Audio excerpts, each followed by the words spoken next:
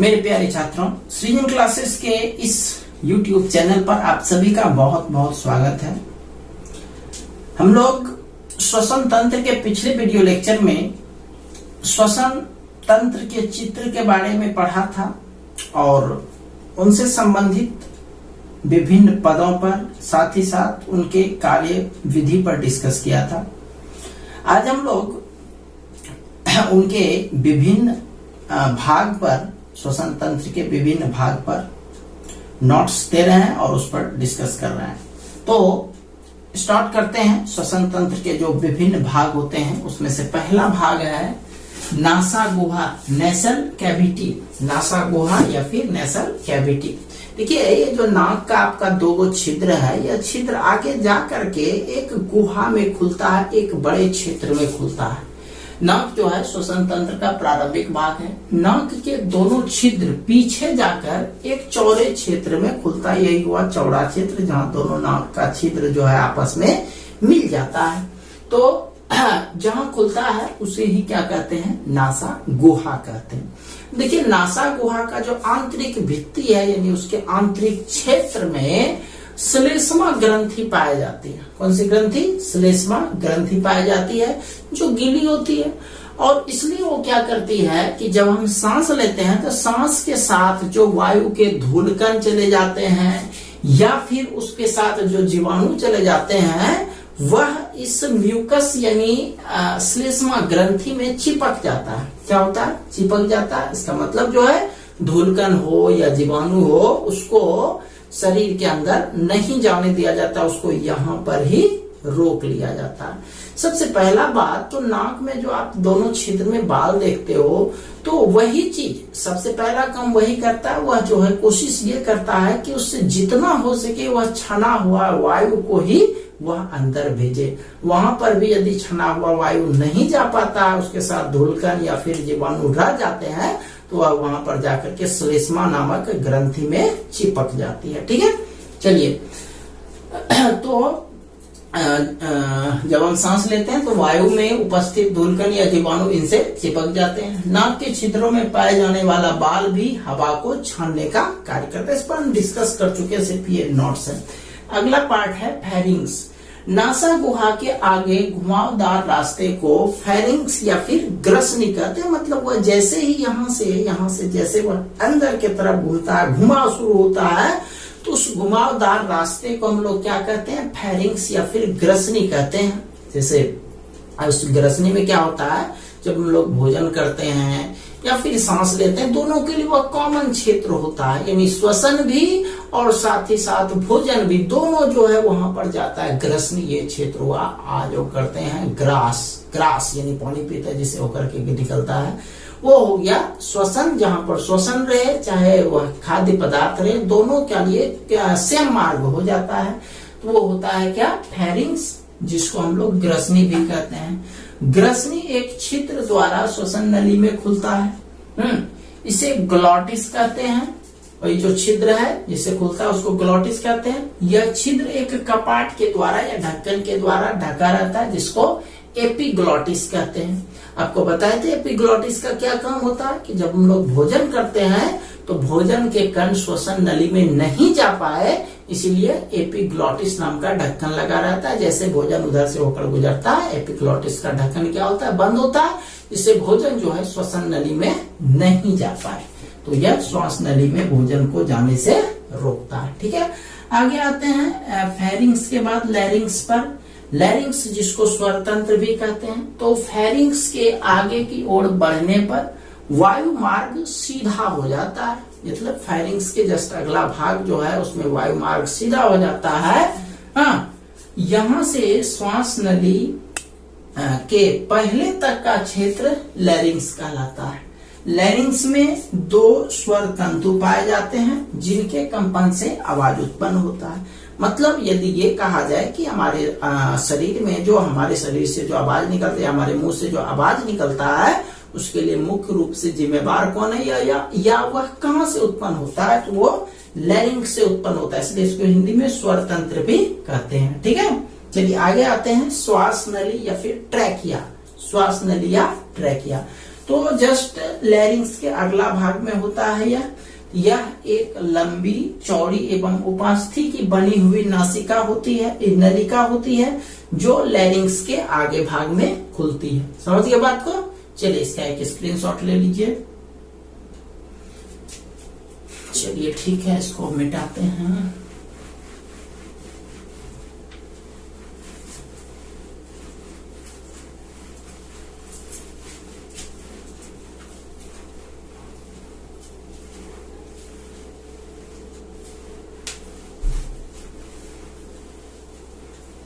चलिए नेक्स्ट है श्वसनी या फिर ब्रोंकस।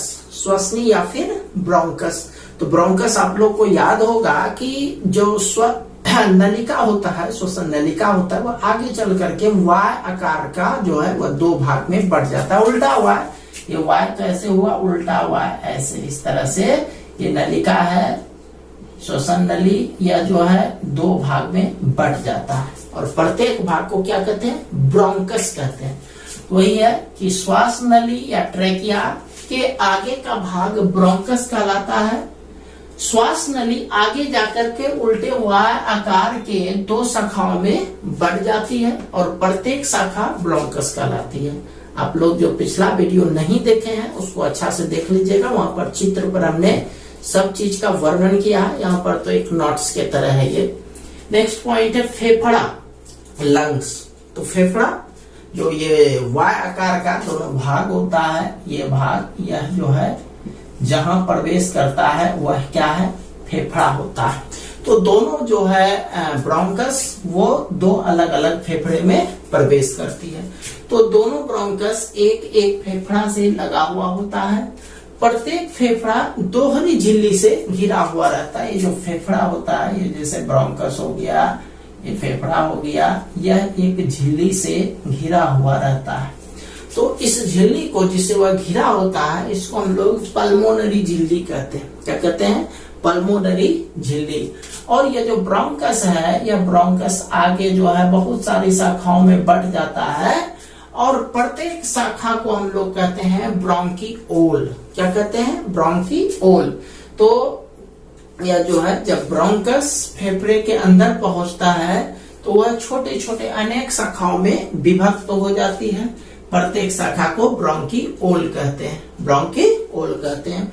और ब्रोंकीओल जो है पतली भित्तियों वाली कुपिकाओं से पतली भित्तियों वाली कुपिकाओं, कुपिका मतलब समझो एक प्रकार का कुप्पी, यानी एक तरह से गुब्बारा की तरह उसको आप समझ सकते हो। तो उसमें जो है खुलता है। इन कुपिकाओं को वायु कोष्ठिका या एल्बोलाई कहते हैं। क्या कहते हैं? वायु कोष्ठिका या एल्बोलाई।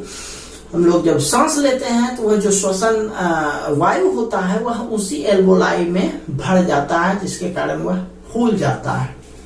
हाँ, तो जो है ब्रोंकीओल पतली भित्ति वाली कुपिकाओं में खुलते हैं। इन कुपिकाओं को वायु कोष्ठिका या फिर एल्बोलाई कहते हैं। नेक्स्ट पॉइंट है डायफ्राम। डायफ्राम जो है यहाँ पर नीचे की तरफ होता है। जैसे आपका श्वसन अंग समाप्त होता है, यहाँ पर नीचे की तरफ होता है डायफ्राम। जब हम लोग सांस लेते हैं तो डायफ्राम नीचे की तरफ इस तरह से हो जाता है और जब सांस छोड़ते हैं तो इस तरह से हो जाता है। मतलब क्या करता है कि सांस लेते हैं तो वह नीचे जो है वह नीचे चला जाता है, जिसके कारण जो है हवा को जो है ज्यादा से ज्यादा आयतन घेरने का जगह मिलता है। उसके बाद जब हम लोग सांस छोड़ते हैं तो वह तेजी से इस तरह से जो होता है वह ऐसे ऐसे हो जाता है। मतलब हवा को जो है जो बचता है इन एक तरह से कार्बन डाइऑक्साइड, उसको जो है बाहर निकालने के लिए इस तरह से नीचे से प्रेशर डालता है। तो डायफ्राम यह एक लचीली परंतु मजबूत रचना होती है जो वक्ष को उदर से अलग करती है। मतलब छाती को एक तरह से, छाती को पेट से अलग करती है। ये ऊपर वाला हिस्सा छाती, यहाँ के नीचे का हिस्सा पेट, तो उसको एक तरह से अलग करने का काम करती है। कौन? डायफ्राम। यह ऊपर अथवा नीचे की ओर फैलकर वक्ष गुहा के आयतन को घटाने या फिर बढ़ाने का कार्य करती है। सांस लेते हैं तो बढ़ता है और सांस छोड़ते हैं तो वह घटता है। इस तरह से बढ़ाने का कार्य करते हैं, जिसके कारण फेफड़े पिचकते और फूलते हैं। ठीक है। नेक्स्ट पॉइंट है, ये था आपका मानव श्वसन तंत्र के प्रमुख भाग। ठीक है। अब आते हैं नेक्स्ट पॉइंट पर, श्वसन क्रिया। तो श्वसन क्रिया जो है वह दो क्रियाओं का सम्मिलित रूप है, जिसमें से एक सांस लेने वाला भाग है और दूसरा है सांस छोड़ने वाला भाग। तो सांस जब हम लोग लेते हैं तो उसको हम लोग प्रश्वास कहते हैं और छोड़ते हैं तो उच्छ्वास कहते हैं। तो श्वसन क्रिया का मतलब सांस लेने और छोड़ने दोनों से है, और दोनों का सम्मिलित रूप का एक विशेष नाम है श्वासोच्छ्वास। तो चलिए पढ़ते हैं इसको। श्वसन क्रिया, श्वसन दो क्रियाओं का सम्मिलित रूप है। पहली क्रिया में हवा नासिका से फेफड़े में पहुंचती है। कहाँ? नासिका, यहाँ से जो है वह फेफड़ा में प्रवेश करती है, जहां इसका ऑक्सीजन फेफड़े की दीवार में स्थित रक्त कोशिकाओं के रक्त में चला जाता है। ठीक है, यानी सांस लिए तो वह फेफड़ा में पहुंचने के बाद वहां से ऑक्सीजन जो है वह रक्त कोशिकाओं में पहुंच जाता है। रक्त कोशिका में पहुंच करके वह वहां पर ऊर्जा निर्माण करता है, वहां के माइटोकॉन्ड्रिया में। उसके बाद वहां से निकलता है तो वह कार्बन डाइऑक्साइड बना लेता है। खैर, इस क्रिया को प्रश्वास कहते हैं। मतलब रक्त सेल में चला गया, रक्त कोशिका में वायु चला गया, वायु के रूप में ऑक्सीजन चला गया, तो वह प्रश्वास कहलाया। ठीक है, चलिए नेक्स्ट है इसी में आगे। जबकि दूसरी क्रिया में रक्त से फेफड़े में आया CO2, अब तो हम बताए कि सांस लेंगे तो फेफड़ा के माध्यम से वह रक्त में चला जाएगा। उसके बाद जो है रक्त के माध्यम से, रक्त से जो है वह पुनः जब लौटेगा वापस तो वह कार्बन डाइऑक्साइड में कन्वर्ट हो जाता है। तो वही है कि दूसरी क्रिया में रक्त से फेफड़े में आया कार्बन डाइऑक्साइड बची हवा के साथ नासिका से बाहर निकल जाती है। इस क्रिया को हम लोग क्या कहते हैं? उच्छ्वास। ठीक है, एक अलग अलग नाम हो गया। सांस लिए, रक्त कोशिका में वह श्वसन हवा यानी ऑक्सीजन पहुंचा, वह हो गया प्रश्वास। और सांस छोड़े, जिससे जो है कार्बन डाइऑक्साइड शरीर से बाहर निकला, उसको बोलते हैं प्रश्वास। ठीक है, चलिए इसका एक स्क्रीनशॉट ले लीजिए। चलिए ठीक है, इसको मिटाते हैं अब।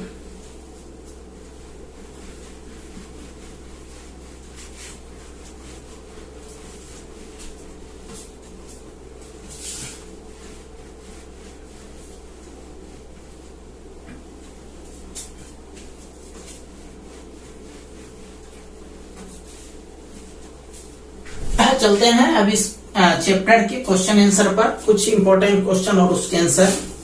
जैसे पहला क्वेश्चन है, गैसों के विनिमय के लिए मानव फुफ्फुस में अधिकतम क्षेत्रफल को कैसे अभिकल्पित किया जाता है? फुफ्फुस का मतलब फेफड़ा होता है। फुफ्फुस का मतलब फेफड़ा होता है।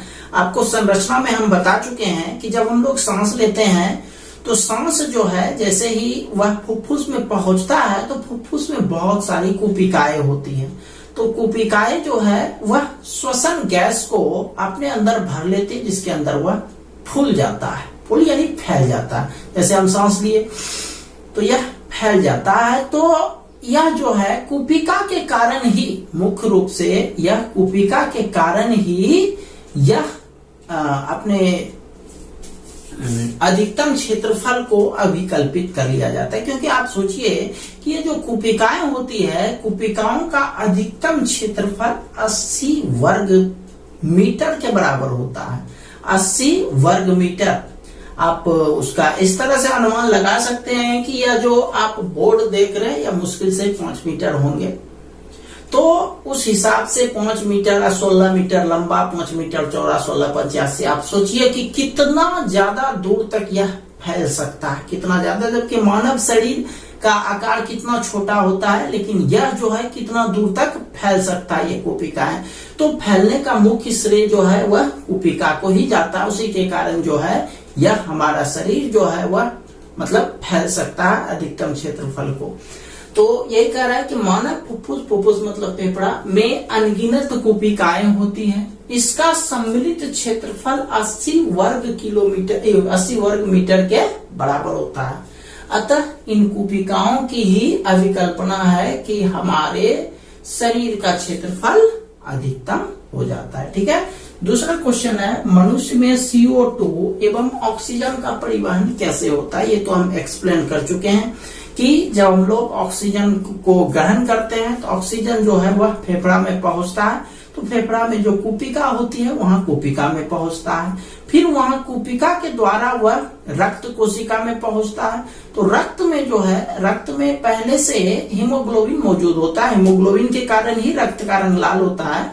तो हीमोग्लोबिन क्या करता है, वह हीमोग्लोबिन ऑक्सीजन को भी अपने साथ ले जाता है, एक तरह से वाहक का कार्य करता है। और वह जो है शरीर के अलग अलग हिस्से में जहां पर भी रक्त कोशिकाएं मौजूद है, उन कोशिकाओं में उसको ले जाता है। जहां पर वह कोशिका के अंदर माइटोकॉन्ड्रिया में जाता है, वहां पर ऊर्जा का निर्माण करता है, यानी ग्लूकोज बनाता है। ठीक है, और तो यही हो गया कि रक्त में जाने के बाद जो है वह यानी ऑक्सीजन क्या करता है, रक्त में स्थित हीमोग्लोबिन के साथ मिल करके वह पूरे शरीर में पहुंचता है, जहां जहां उसकी जरूरत होती है। जो उसकी जरूरत का मतलब ऊर्जा का निर्माण जहां जहां होना है वहां वहां वह पहुंचता है। ठीक है, उसके बाद जब पहुंच जाता है तो उसके बाद वहां से कार्बन डाइऑक्साइड निकलता है। कार्बन डाइऑक्साइड को भी वह जो है वाहक का कार्य करता है, और वह क्या करता है, हीमोग्लोबिन वह ला करके फिर से कुपिकाओं में छोड़ देता है। फिर कुपिका का संपर्क तो आप जानते हैं श्वसन नली से होता है, फिर वह वहां से बाहर निकल जाता है। तो इस तरह से ऑक्सीजन और कार्बन डाइऑक्साइड का परिवहन होता है। ठीक है, इसको पढ़ देते हैं। जब हम श्वसन गैस लेते हैं तो यह कुपिका भित्तियों में पहुंचता है, तो वहां से ऑक्सीजन रक्त में चला जाता है तथा रक्त में मौजूद हीमोग्लोबिन ऑक्सीजन को पूरे शरीर में पहुंचाता है। उसके बाद हीमोग्लोबिन रक्त में घुलित कार्बन डाइऑक्साइड को कुपिकाओं में छोड़ देता है, जहां पर वह बाहर आ जाता है। इस प्रकार मनुष्य में CO2 एवं ऑक्सीजन का परिवहन होता है। ठीक है, चलिए नेक्स्ट क्वेश्चन पर चलते हैं। श्वसन के लिए ऑक्सीजन प्राप्त करने के संदर्भ में एक स्थलीय जीव जलीय जीव की अपेक्षा किस प्रकार अधिक लाभदायक स्थिति में होता है। अब आप देखो कि ये जो वायुमंडल है, हम लोग वहां से जो है डायरेक्ट स्थलीय जीव, तो हम लोग भी स्थलीय जीव में ही आते हैं, तो हम लोग डायरेक्ट वायुमंडल से या वातावरण से ऑक्सीजन को खींच सकते हैं। जबकि जलीय जीव को क्या करता है, जलीय जीव केवल जो जल में घुलित ऑक्सीजन है उसी को वह खींच सकता है। तो उसको जो है उतना ऑक्सीजन नहीं मिल पाता, क्योंकि जल में उतना ज्यादा पर्याप्त मात्रा में ऑक्सीजन मौजूद नहीं होता। जो जल में घुलित ऑक्सीजन है उसी को वो ले पाता है, जबकि हम लोगों को ऑक्सीजन का अथाह हम लोगों के लिए बहुत सारा है, पर्याप्त मात्रा में 21% है वायुमंडल में फैला हुआ, तो वहां से हम लोग आसानी से ले सकते हैं। जबकि उनके लिए आसान नहीं होता है, क्योंकि जल में ऑक्सीजन की मात्रा कम होती है। पहला फायदा तो ये हो गया स्थलीय जीव को। दूसरा फायदा ये है कि हम लोग जो सांस लेते हैं, हमारे लिए ऑक्सीजन का वहन जो है करने का वह अलग अलग जगह होता है, इसलिए हम लोगों को सांस जो है धीरे धीरे लेना पड़ता है। धीरे धीरे लेने से भी हम लोग को कोई प्रॉब्लम नहीं होती, हम लोगों को ऑक्सीजन की मात्रा पर्याप्त मिल जाती है। लेकिन जो जलीय जीव होते हैं उसको अधिक ऑक्सीजन की आवश्यकता होती है, इसीलिए उसको तेजी से सांस लेना पड़ता है। तो यह दो फायदा हो गया कि जिसमें जो है स्थलीय जीव को जलीय जीव के तुलना में सांस लेने में ज्यादा फायदा होता है। इसको पढ़ दे जरा सा कि स्थलीय जीव वातावरण से पर्याप्त मात्रा में ऑक्सीजन लेते हैं, जबकि जलीय जीव घुलित ऑक्सीजन लेते हैं, जिसकी मात्रा बहुत ही कम होती है। पहला फायदा हो गया स्थलीय जीव को। दूसरा है स्थलीय जीवों में ऑक्सीजन का अवशोषण भिन्न भिन्न अंगों द्वारा किया जाता है, अतः इन जीवों को धीमी गति से सांस लेना पड़ता है, जबकि जलीय जीवों को तेजी से सांस लेना पड़ता है। ठीक है, चलिए तो इसका एक स्क्रीनशॉट ले लीजिए। चलिए ठीक है, तो आज इतना ही। हम लोग मिलते हैं कल एक नए वीडियो लेक्चर के साथ। तब तक के लिए आप सभी का बहुत बहुत धन्यवाद।